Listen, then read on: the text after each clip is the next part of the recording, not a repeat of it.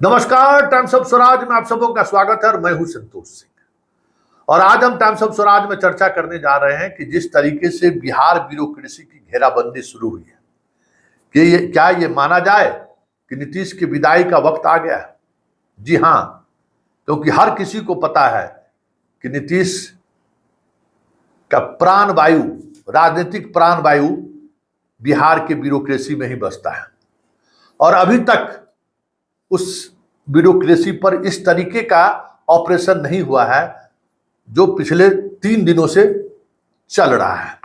और ये ऑपरेशन संकेत है कि केंद्र की सरकार नीतीश कुमार को कहीं से भी सहजता प्रदान करने को तैयार नहीं है। ये यूं कहें कि नीतीश कुमार को स्थिर देखना नहीं चाह रही है, क्योंकि ये जो संजीव हंस की जो घेराबंदी है, एक्चुअल में गुलाब यादव मोहरा है। कल भी कह रहे थे कि गुलाब यादव मोहरा है।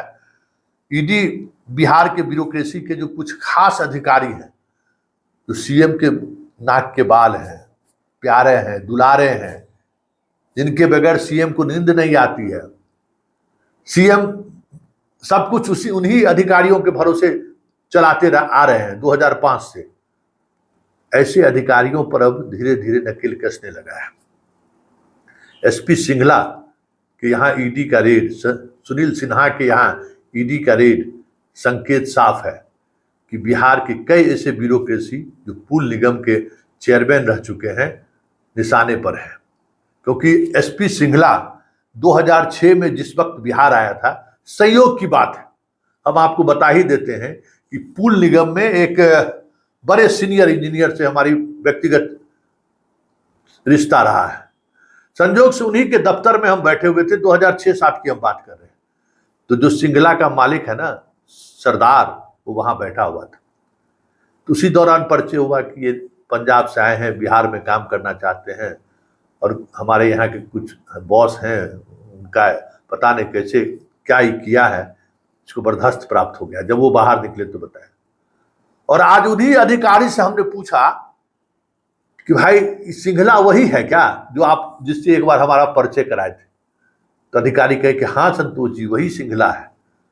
बताइए किस स्थिति में आया था? उस समय में हम लोग पेटी कॉन्ट्रैक्ट, बिहार में जो प्रोजेक्ट चल रहा था रोड निर्माण का, कहीं पुल निर्माण का, तो सिंघला को हम लोग पेटी कॉन्ट्रैक्ट दिला रहे थे।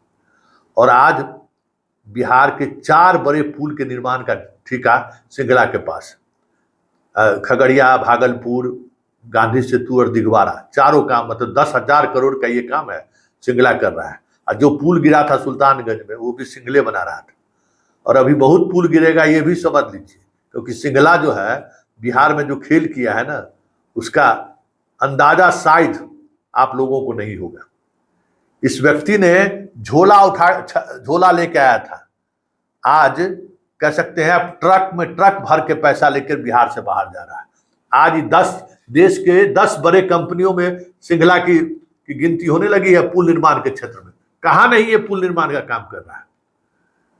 तो ये सारी राशि आप समझ सकते हैं कि झोला लेके आने वाले व्यक्ति को 2005-06 में ये आया, आज 24 है। समझ जाइए किस ऊंचाई तक गया। ये सारे ब्यूरोक्रेसी से जुड़े हुए ब्यूरोक्रेट जितने हैं ना, सबका पैसा इसके पास जमा है।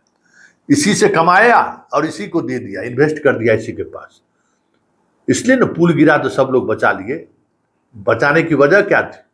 एक से एक हमने रुड़की से एग्जामिन कराया है और इन्हीं पर हम जुर्माना भरने को कहें कि यही पुल का निर्माण का जितना नुकसान हुआ है सिंघला ही भरेगा। यही कब तक? वो सब कुछ बातचीत नहीं हुआ है। चलिए अब पॉइंट पर आते हैं। संजीव हंस पुल निगम के चेयरमैन रह चुके हैं और सिंघला से और गुलाब यादव से और इन लोगों का कनेक्शन जुड़ा हुआ है एक दूसरे से। कई और अधिकारी हैं जो पुल निगम के चेयरमैन रह चुके हैं, उसका भी रिश्ता इन लोगों से है।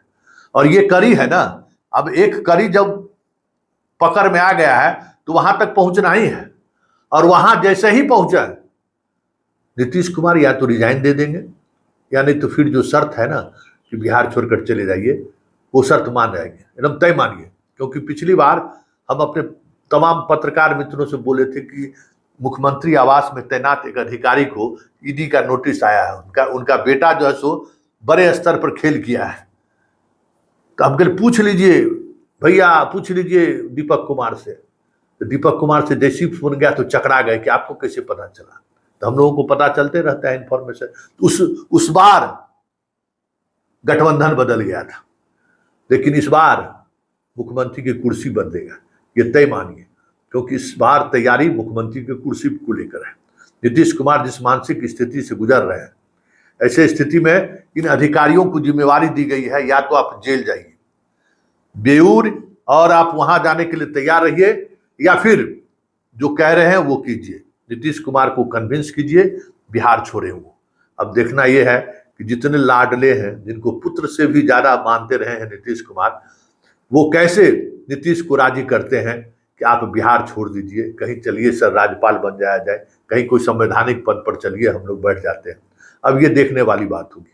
लेकिन जिस तरीके से आज छापेमारी हुई है और जिस स्तर पर छापेमारी हुई है, संकेत साफ है कि खेला हो गए, क्योंकि संजीव हंस ही सिर्फ श्रृंखला के संरक्षक नहीं है, कई और आईएएस अधिकारी हैं जो उसके संरक्षक हैं। और जब बात श्रृंखला के दफ्तर तक पहुंच गई है तो उन अधिकारियों का भी इन्वेस्टमेंट का पता चल जाएगा, क्योंकि बिहार के 1 दर्जन से अधिक आईएएस ऐसे अधिकारी हैं जिनका श्रृंखला के पास सीधे सीधे तौर पर सारे ब्लैक मनी का इन्वेस्टमेंट। संजीव हंस हैं ही, और भी अधिकारी हैं। देखिए आगे आगे होता है क्या, नजर बनाए रखिए। लेकिन इतना तय है, जिस तरीके से ईडी का ऑपरेशन बिहार में शुरू हुआ है, ऐसे में अब आप वो वक्त आ गया है जब नीतीश पद छोड़कर, पता चला कि श्रीनगर में वो हैं, स्वास्थ्य लाभ भी कर रहे हैं, और जम्मू कश्मीर के राज्यपाल के रूप में वहाँ भी प्रशासनिक क्षमता दिखा रहे हैं। और जो ब्यूरोक्रेट, जो लाडले हैं, पता चला वहाँ पहुंचकर उनके ओएसडी बने हुए। वो दिन दूर नहीं है, देखते चलिए।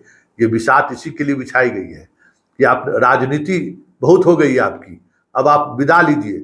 जरूरत है उनके वोट का, इसलिए चलिए हम आपको राज्यपाल बना देते हैं। फिर चुनाव का समय आएगा तो थोड़े दिनों के लिए आ जाइए बिहार, फिर कुछ देख लीजिए। लेकिन अब बिहार छोड़ दीजिए। अब देखिए नीतीश इन शर्तों को किस तरीके से मानते हैं, ये देखने वाली बात होगी। लेकिन अब उनके पास कोई विकल्प भी नहीं है। पहली बार नीतीश कुमार विकल्पहीनता की स्थिति में दिख रहे हैं। वैसे कई ऐसे लोगों से हमारी छापेमारी के बाद बातचीत हुई है जो नीतीश कुमार के काफी आसपास रहते भी हैं भी, और उनको उनकी एक राजनीतिक समझदारी या कमिटमेंट भी है। ऐसे लोगों से जो हमारी बात हुई तो कहा कि जरूरी है, एकदम छापेमारी होनी चाहिए, बहुत कमाया है पैसा इन, जाने दीजिए चोर सब, जितना ये सब चोर सब है ना, जाने दीजिए सब, जाने दीजिए सब नासूर है, बिहार को बर्बाद कर दिया है। तो दूसरे एंगल में भी बहुत सारी चीजें चली आ रही है, दिखने को मिल रहा है। देखिए वैसे नीतीश की विदाई होती है या फिर नीतीश की एक क्षमता तो है कि विपरीत परिस्थिति में भी वो वापसी करते हैं। वैसे इस बार हम जो आपको कहे कि गुंजाइश काफी कम है, जिस तरीके की घेराबंदी हुई है। देखिए हम सब इंतजार कर रहे हैं कि संजीव हंस और सिन्हा के यहाँ छापेमारी के बाद टाइगर, पता है टाइगर कौन है?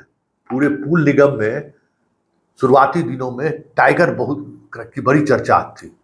लोग समझता था टाइगर कोई मराठी है, महाराष्ट्र का, पूना का रहने वाला है।